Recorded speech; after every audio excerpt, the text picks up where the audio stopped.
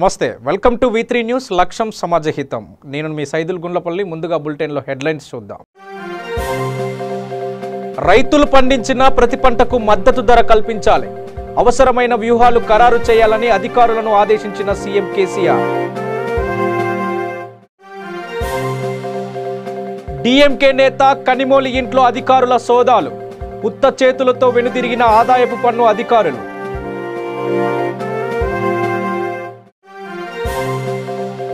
వికారాబాద్ జిల్లా అనంతగిరి వద్ద ఘోర రోడ్డు ప్రమాదం షూటింగ్ ముగించుకొని వస్తున్న ఇద్దరు బుల్లితెర నటులు మృతి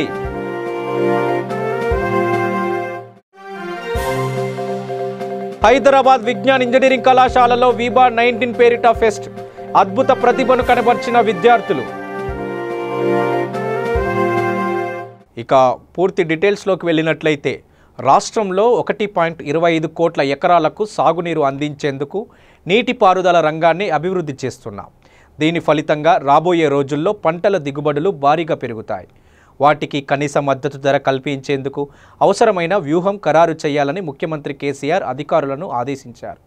వ్యవసాయ శాఖకు ఉద్యాన, మార్కెటింగ్, పౌర సరఫరాల శాఖలన్నీ అనుబంధంగా ఉండాలని, ఇందుకు అనుగుణంగా అధికార వ్యవస్థను పునర్వ్యవస్థీకరించాలని కూడా ఆయన సూచించారు. పంటలకు మద్దతు ధర కల్పించేందుకు వ్యూహరచనపై ప్రగతి భవన్లో సీఎం ఉన్నత స్థాయి సమీక్ష నిర్వహించారు. మంత్రులు ఇంద్రకరణ్ రెడ్డి, ఎర్రబల్లి దయాకర్ రావు, ప్రభుత్వ ముఖ్య సలహాదారు రాజీవ్ శర్మ, ప్రధాన కార్యదర్శి SK Joshi, MP Vinod Kumar, MLA Sandra Venkata Veeraiah, వ్యవసాయ శాఖ ముఖ్య కార్యదర్శి పార్థసారథి, కమిషనర్ రాహుల్ బొజ్జా, ఉద్యాన మార్కెటింగ్ సంచాలకులు వెంకటరెడ్డి, లక్ష్మీబాయి తదితరులు పాల్గొన్నారు.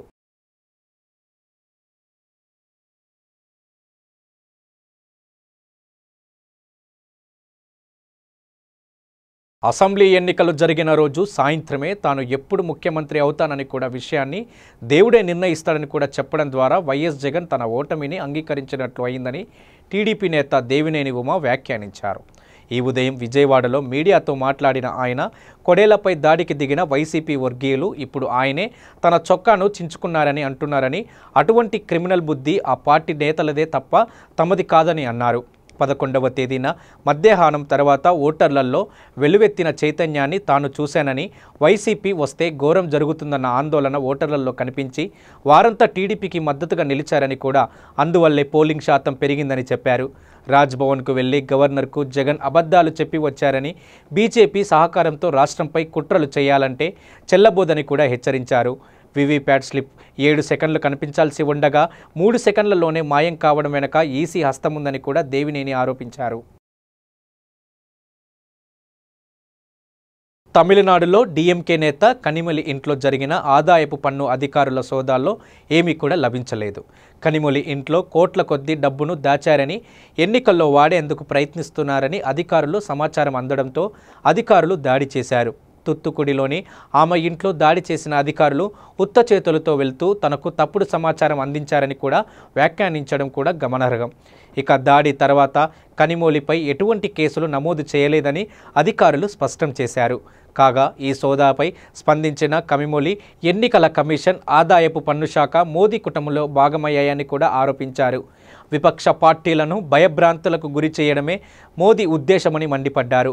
రాష్ట్ర బీజేపీ చీఫ్ తమిళసై సౌందరరాజన్ ఇంట్లో కూడా కోట్ల కొద్ది డబ్బు ఉందని, ఆయన ఇంట్లో దాడులు ఎందుకు జరగడం లేదని కూడా కనిమొలి ప్రశ్నించారు. కాగా రెండో దశలో భాగంగా తమిళనాడులోని 39 లోక్సభ, 18 అసెంబ్లీ నియోజకవర్గాలకు ఉప ఎన్నికలు గురువారం నాడు జరగనున్న సంగతి తెలిసిందే.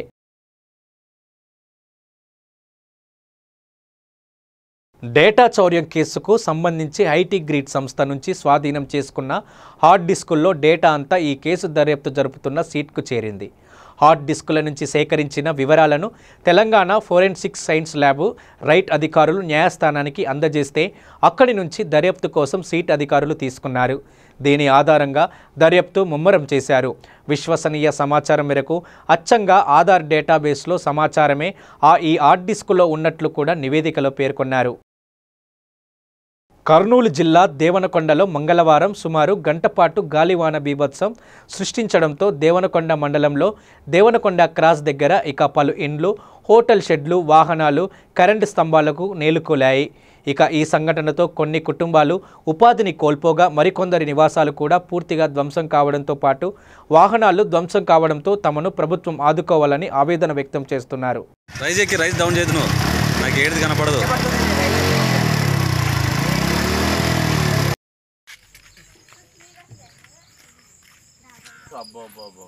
కామారెడ్డి పట్టణంలోని పోలీస్ స్టేషన్ ముందు ట్రాక్టర్ యూనియన్ అసోసియేషన్ ఆధ్వర్యంలో ఇసుక వ్యాపారుల రాస్తారోకా ఆందోళన నిర్వహించారు. ట్రైనింగ్ డీఎస్పీ ఉదయరెడ్డి ఇసుక వ్యాపారులని గత కొద్ది రోజులుగా వేధిస్తున్నారని, ఈరోజు ఉదయం నుండి రాత్రి వరకు ఇసుక ట్రాక్టర్లకి ఎలాంటి అనుమతి లేదని పోలీస్ స్టేషన్కు తీసుకురావాలని అనడంతో ట్రాక్టర్లతో పోలీస్ స్టేషన్ ముందు ధర్నా నిర్వహించారు.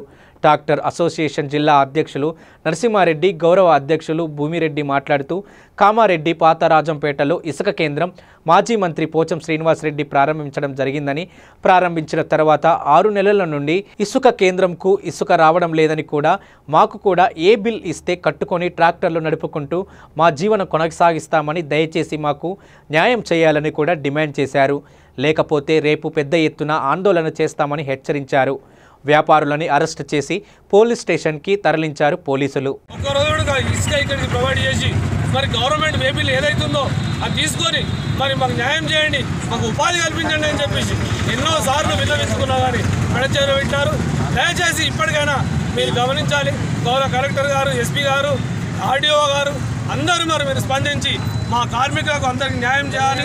చిన్న చిన్న ట్రాక్టర్ మీద జీవనోపాధి పొందుతున్న ఈ లేబరు అయితే ఏంది, డ్రైవర్లు అయితే ఏంది, చిన్న చిన్న ఓనర్లు, ట్రాక్టర్ ఓనర్లు ఇసుక విషయంలో ఎలాంటి ఇబ్బందులు గురి చేయొద్దని చెప్పేసి దయచేసి మీ అందరికీ విజ్ఞప్తి చేస్తున్నాము. లేని పక్షంలో పెద్ద ఎత్తున ఆందోళన చేస్తాము. మేము ఖచ్చితంగా ఆత్మహత్య చేసుకుంటాం మేము ఇక్కడ అని చెప్పేసి తెలియజేస్తున్నాం. కిరాయి కట్టుకుంటూ ఒక ట్రాక్టర్ మీద సార్ నా బ్రతుకు జరుగున ట్రాక్టర్ మీద ఈరోజు మీ ట్రాక్టర్ తీసుకొచ్చినది ఇలా చేస్తే నాకు 15,000 20,000 జర్మానా వేసిరు. నేను రోజు 1,000 రూపాయలు, రోజుకు 500 1,000 రూపాయలు సంపాదించుకొని ఇలా ఈ 15,000 20,000 నా మీద జుర్మానా తీస్తే నేను ఎన్ని రోజులు కష్టపడాలి సార్? 20,000 ఏర్పడాలి. ఒక 7గురు ఆత్మహత్య చేసుకునే పరిస్థితి వచ్చింది సార్. దయచేసి మమ్మల్ని ఇంతగానో హరాస్మెంట్ చేయకండి. మేము దొంగలం కాము, దొంగతనం ఎత్తుకొస్తలేము. ఏదో ఒక ఊర్లో వాళ్ళు వేబిల్లు పెట్టుకునే వాళ్ళని బతిమలాడు ఏదో పరిచయం ద్వారా తీసుకొని మేము అమ్ముకొని ఒక రోజు 1,000 రూపాయలు వస్తే మా భార్య బిడ్డలను పోషించుకుంటున్నాం సార్. అంతకన్నా మించి మేము ఏం కుంభకోణాలు చేస్తలేము, మేము ఏం స్మగ్లింగ్ చేస్తలేము సార్.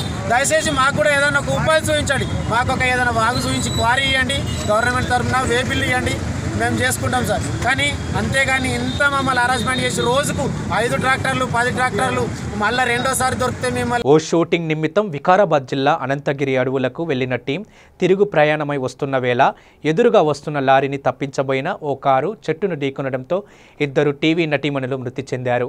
ఈ ఘోర ప్రమాదం చెవెల్లా సమీపంలోని అప్పారెడ్డి గుడి బస్టాప్ వద్ద జరిగింది. ఓ సీరియల్లో నటిస్తున్న వీరు షూటింగ్ ముగించుకొని హైదరాబాద్కు వస్తుండగా ప్రమాదం జరిగింది. కారులో 4 ప్రయాణిస్తుండగా నిర్మల్కు చెందిన భార్గవి, భూపాలపల్లి జయశంకర్ జిల్లాకు చెందిన అనుషారెడ్డి మరణించారు. కారు డ్రైవర్ చక్రి, వీరితో పాటు ప్రయాణిస్తున్న వినయ్ కుమారులకు తీవ్ర గాయాలు కాగా వీరిని చికిత్స నిమిత్తం ఉస్మానియా ఆసుపత్రికి తరలించారు. కేసు నమోదు చేసి దర్యాప్తు చేస్తున్నట్లు మొయినాబాద్ పోలీస్ అధికారి ఒకరు తెలిపారు. కడప జిల్లా ఒంటిమిట్టలో వెంచేసి ఉన్న కోదండరామస్వామి కళ్యాణానికి ఏర్పాట్లు పూర్తయ్యాయి. గురువారం రాత్రి పున్నమి చంద్రుని వెలుగులో స్వామి అమ్మవార్ల కళ్యాణం జరగనుంది. ఇప్పటికే కోదండరామస్వామి బ్రహ్మోత్సవాలు వైభవంగా జరుగుతున్నాయి. 5వ రోజున స్వామి మోహిని అలంకారంతో భక్తులకు దర్శనమిచ్చాడు. నేటి రాత్రి గరుడ వాహన సేవే, రేపు రాత్రి కళ్యాణం జరగనున్న నేపథ్యంలో తిరుమల తిరుపతి దేవస్థానం భారీ ఏర్పాట్లు చేసింది. గురువారం రాత్రి 8 నుంచి 10 గంటల మధ్య కళ్యాణం జరగనుంది. గత సంవత్సరం కళ్యాణ సమయంలో భారీ వర్షం కురిసి భక్తులు తీవ్ర ఇబ్బందులు పడిన నేపథ్యంలో ఈ దఫా ఎంత వర్షం వచ్చినా కార్యక్రమానికి ఆటంకం కలగకుండా ఏర్పాట్లు చేసినట్టు అధికారులు తెలిపారు. కళ్యాణోత్సవానికి సీఎం చంద్రబాబు కూడా హాజరు కానున్నారు. ఆయన ప్రభుత్వం తరపున పట్టు వస్త్రాలు, ముత్యాల తలంబ్రాలను సమర్పించనున్నారు. గత 4 వారాలుగా ఎన్నికల ప్రచారంలో ఉన్నాను.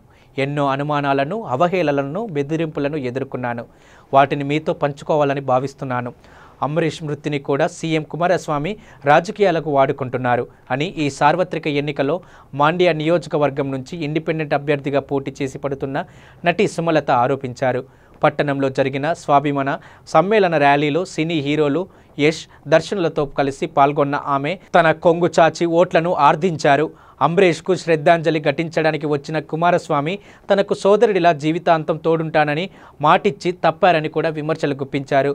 అంబరీష్ సమాధిపై ఆయన తన కుమారుడికి రాజకీయ బాటలు వేయాలని చూస్తున్నారని అన్నారు. తనకు ఓటర్లపై నమ్మకం ఉందని, ఆ నమ్మకాన్ని గెలిపించాలని, తనకు ప్రజాసేవే చేసే అవకాశం కల్పించాలని భావోద్వేగంతో మాట్లాడారు. అంబరీష్ లేరని, ధైర్యంతో రెచ్చిపోతున్న వారికి గుణపాఠం చెప్పాలని కూడా పిలుపునిచ్చారు. కర్ణాటక మాజీ ముఖ్యమంత్రి, కాంగ్రెస్ సీనియర్ నేత సిద్ధరామయ్య సంచలన ఆరోపణలు చేశారు. సార్వత్రిక ఎన్నికల అనంతరం రాష్ట్రంలో మళ్లీ ఆపరేషన్ కమల్ ప్రారంభమయ్యే అవకాశం ఉందన్నారు. ఎన్నికలు ముగిసిన వెంటనే ఆపరేషన్ కమల్ 2.0ను కూడా ప్రారంభించేందుకు బీజేపీ ప్రయత్నిస్తుందన్నారు. ఎమ్మెల్యేలను ప్రలోభాలకు గురిచేసి దక్షిణాదిలో ప్రభుత్వాన్ని ఏర్పాటు చేయాలని బీజేపీ కలలు సఫలమవుతాయని కూడా తాము భావించడం లేదన్నారు. ఈసారి ఎన్నికల్లో ఉత్తరప్రదేశ్, బీహార్ రాష్ట్రాల్లో బీజేపీకి అతి తక్కువ సీట్లు వస్తాయని, కాబట్టి ఈసారి కేంద్రంలో ఆ పార్టీ అధికారంలోకి రావడం కష్టమేనన్నారు. గత ఎన్నికల్లో ఉత్తరప్రదేశ్, బీహార్లో బీజేపీ 102 సీట్లు గెలుచుకుందని, ఈసారి అన్ని సీట్లు రావడం కష్టమేనని సిద్ధరామయ్య అభిప్రాయపడ్డారు. ప్రస్తుతం దేశంలో మోదీ హవా లేదన్నారు. కర్ణాటకలో సంకీర్ణ ప్రభుత్వం స్థిరంగానే ఉందని, ప్రభుత్వం పడిపోతుందన్న భయం తమకు లేదని కూడా సిద్ధరామయ్య స్పష్టం చేశారు. ఇనిమెట్ల ఘటనలో తనపై కేసు పెట్టినందుకు తనకేమీ బాధ లేదని కూడా ఏపీ టీడీపీ నేత కొడెల శివప్రసాద్ అన్నారు. గుంటూరులోని రాష్ట్ర టీడీపీ కార్యాలయంలో ఏర్పాట్లు చేసిన విలేకరు సమావేశంలో ఆయన మాట్లాడుతూ, నా మీద కేసు పెట్టినందుకు నాకేం బాధ లేదు. చట్ట ప్రకారం కంప్లైంట్ ఇస్తే కేసు రిజిస్టర్ చేస్తారు, చేయనివ్వండి, నిజాలు తేలాలి. పోలింగ్ బూత్లో ఉన్న ఫుటేజ్ను బయటకు తీయండి, నేను డిమాండ్ చేస్తున్నా. అంతేకాదు, దుర్మార్గులను వదిలిపెట్టే ప్రసక్తే లేదు. కక్షతో ఉండడం, చట్టంతో పనిచేస్తాం. ఎందుకంటే ఇలాంటి దౌర్జన్యాలకు అనుమతిస్తే రాష్ట్రం మళ్ళీ రావణ కాష్టం అవుతుంది. అది అరికట్టాలంటే కూడా లా అండ్ ఆర్డర్ పర్ఫెక్ట్గా ఉండాలి అని అభిప్రాయపడ్డారు. అభివృద్ధి, శాంతి తన నినాదమని 5 ఏళ్ల పాటు నరసరావుపేట, సత్తన్నపల్లిలో అక్రమాలు జరగకుండా చూశానని చెప్పారు. మొన్నటి ఎన్నికల్లో ఓటర్లు ప్రజాస్వామ్య స్ఫూర్తిని కాపాడారని, మహిళలు, పింఛన్ల లబ్ధిదారులు టీడీపీ వెంటే ఉన్నారని, టీడీపీ విజయం ఖాయమని కూడా ధీమా వ్యక్తం చేశారు. నిర్మాణం, నిర్వహణ బాగానే ఉన్నాయి, కానీ మిగతా మొత్తం స్ట్రక్చర్ చూసినట్టయితే అసెంబ్లీ స్టాఫ్ కానీ, మంత్రులకు కానీ, సభ్యులకు కానీ, ప్రతిపక్ష నాయకులకు కానీ, చీఫ్ విప్పులకి కొన్ని ఇబ్బందులు ఉన్నాయి. సో వీటన్నిటిని కూడా అనేక మార్లు వాళ్ళ దగ్గర నుంచి విన్న తర్వాత నేను ప్రభుత్వంలో అధికారులతో, ముఖ్యమంత్రి గారితో కూడా చెప్పడం జరిగింది, సిఆర్డీ వాళ్ళతో కూడా చెప్పడం జరిగింది. దానిపైన 4600 చదరపు అడుగులతోటి ఒక యానెక్సీ నిర్మాణం చేయడానికి నిర్ణయం జరిగింది. ఇప్పుడే మీరు కూడా వచ్చారు, చూసాం. ఆ యానెక్సీ ప్రత్యేక భవనం, యానెక్సీ ప్రత్యేక భవనం. ఆ భవనంలో అసెంబ్లీ స్టాఫ్ మొత్తం దాంట్లోనే ఉంటారు. కార్పొరేట్ పద్ధతిలో కౌన్సిల్ స్టాఫ్ కానీ, అసెంబ్లీ స్టాఫ్ అందరూ పనిచేయడానికి మంచిగా అక్కడ ఏర్పాటు చేస్తున్నాం. ఫస్ట్ ఫ్లోర్లో, గ్రౌండ్ ఫ్లోర్లో లైబ్రరీ, అంటే library, canteen, media point, security area, మిగతా అన్ని కూడా కింద గ్రౌండ్ ఫ్లోర్లో ఏర్పాటు చేస్తున్నాం. ఎప్పుడైతే ఈ ఏర్పాట్లు అక్కడ జరుగుతాయో ప్రధాన మెయిన్ బిల్డింగ్లో కొంత జాగా ఖాళీ అవుతుంది. ఈ ఖాళీ అయిన దాంట్లో మంత్రులు, సభ్యులు, ప్రతిపక్ష నాయకులు, లేకపోతే చీఫ్ విప్స్ కావాల్సిన ఏరియా, శానిటేషన్తో సహా ఇక్కడ ఏర్పాటు చేస్తాం. అంటే అప్పుడు అసెంబ్లీలో సౌకర్యాలన్నీ కూడా అందరికీ అనువుగా ఉండేటట్టుగా నిర్ణయం తీసుకుంది. ప్రభుత్వానికి ధన్యవాదాలు. సో అసెంబ్లీ ప్రతి ఒక్కళ్ళకి కూడా వాళ్ళు వచ్చి సమర్థవంతంగా పనిచేసి వెళ్ళడానికి అనువుగా అసెంబ్లీని తయారు చేస్తున్నాం. దాంతోపాటు ఈరోజు ముఖ్యమంత్రి గారిని కూడా నేను రిక్వెస్ట్ చేశాను.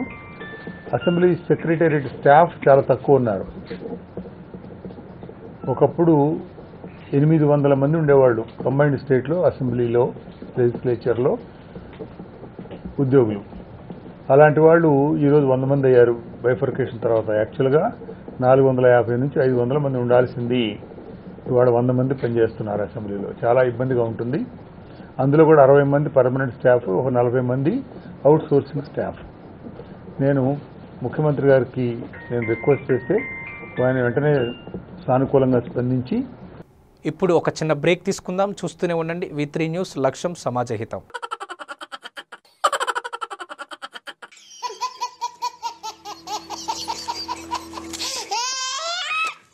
గిలిగిలిగా ప్రతిరోజు ఉదయం 11 గంటలకు, తిరిగి రాత్రి 9:30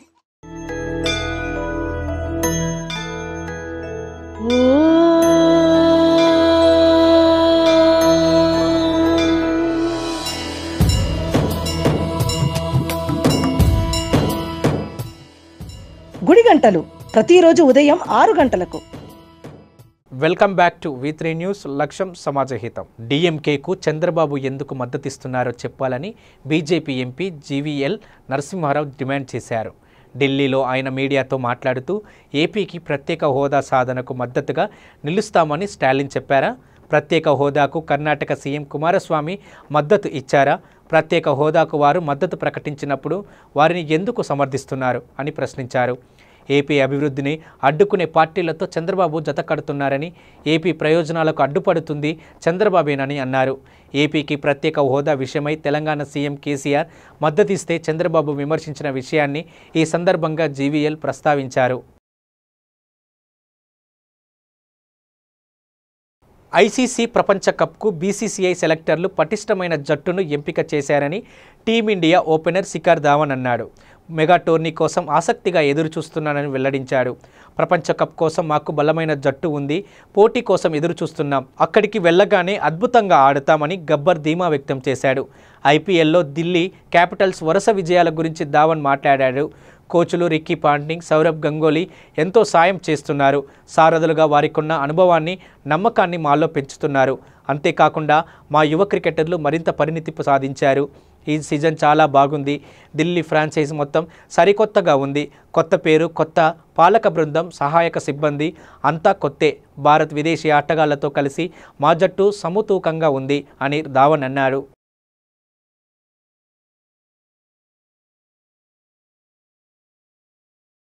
హైదరాబాద్ బంజారాహిల్స్ తాజ్ కృష్ణ హోటల్లో పోపీపెట్టల్ అణు సంస్థ ఆధ్వర్యంలో ప్రీమియం ఎగ్జిబిషన్ ఘనంగా ప్రారంభించారు.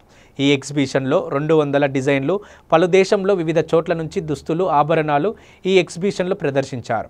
3 రోజుల పాటు ఈ ఎగ్జిబిషన్ అందుబాటులో ఉంటుంది అని నిర్వాహకులు తెలిపారు.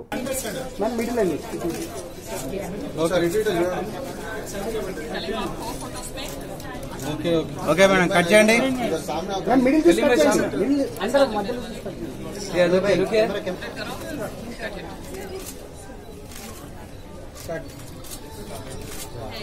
All the best to everyone.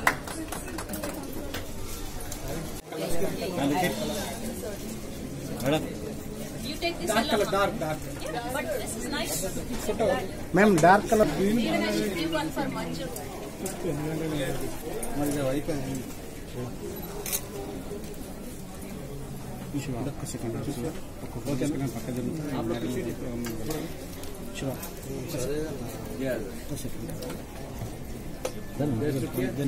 Look at here.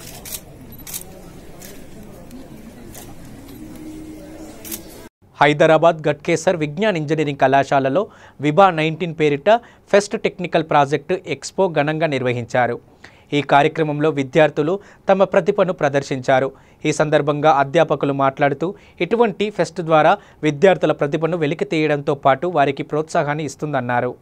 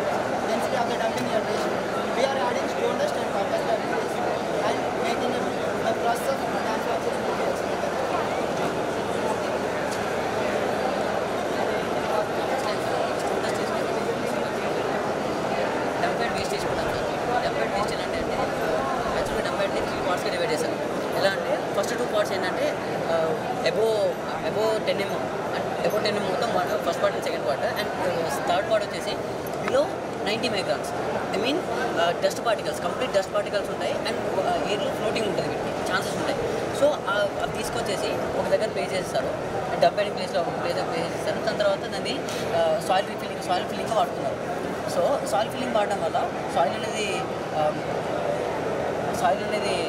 Pollute అవుతుంది అండ్ ఎయిర్ పొల్యూట్ అవుతుంది, అక్కడ వాటర్ పొల్యూట్ అంటే అది గ్రౌండ్లో మిక్స్ అవ్వడం వల్ల వాటర్ పొల్యూట్ అవుతుంది. సో వీటిని రెడ్యూస్ చేయడానికి మేము ప్లాస్టిక్ బాటిల్స్ పెట్టుకోవాలి. సో ప్లాస్టిక్ బాటిల్స్ ఒక పెట్ బాటిల్ తీసుకున్నాం. పెట్ బాటిల్ అంటే ప్రాజెక్ట్లో పెట్ బాటిల్ యూజ్ చేయొచ్చు అండ్ ఆఫ్టర్ బాటిల్స్ యూజ్ చేయొచ్చు.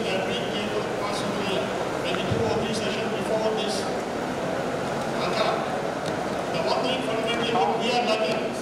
We are coming to some stage and getting stopped.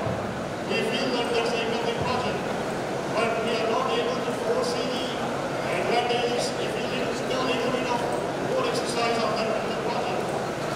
So it is something that I compare this with respect to the metro, where we still talk about the last mile connectivity. The metro has been developed, but there is no further transport from there onwards to other places. So people are facing difficulties. So still there is a gap. Similarly, I found the completion of many of our projects here are lacking that particular last mile connectivity to the commercial situation. And this is where we need to stress a little bit more.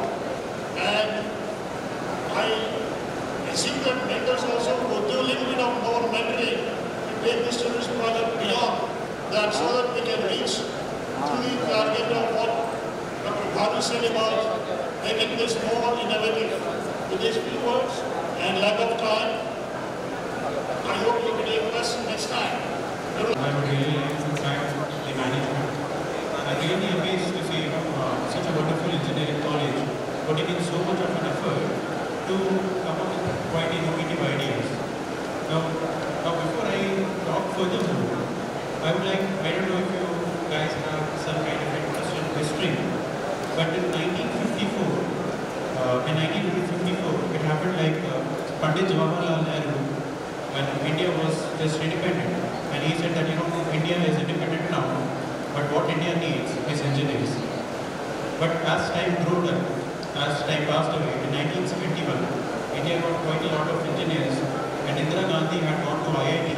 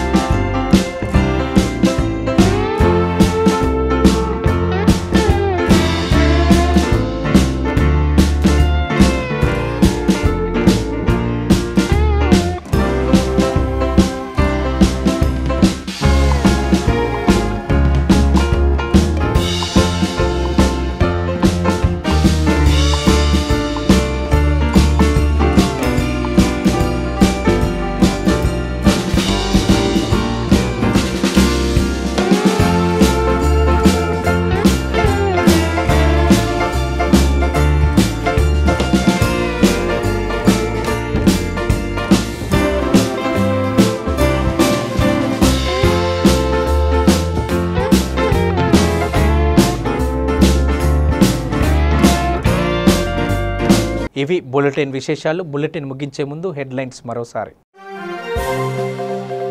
రైతులు పండించిన ప్రతి పంటకు మద్దతు ధర కల్పించాలి, అవసరమైన వ్యూహాలు ఖరారు చేయాలని అధికారులను ఆదేశించిన సీఎం కేసీఆర్. డీఎంకే నేత కనిమొళి ఇంట్లో అధికారుల సోదాలు, ఉత్త చేతులతో వెనుదిరిగిన ఆదాయపు పన్ను అధికారులు.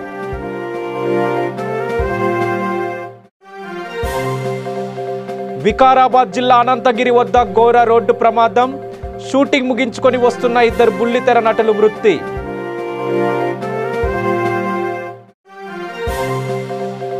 హైదరాబాద్ విజ్ఞాన్ ఇంజనీరింగ్ కళాశాలలో వీబా 19 పేరిట ఫెస్ట్, అద్భుత ప్రతిభను కనబర్చిన విద్యార్థులు.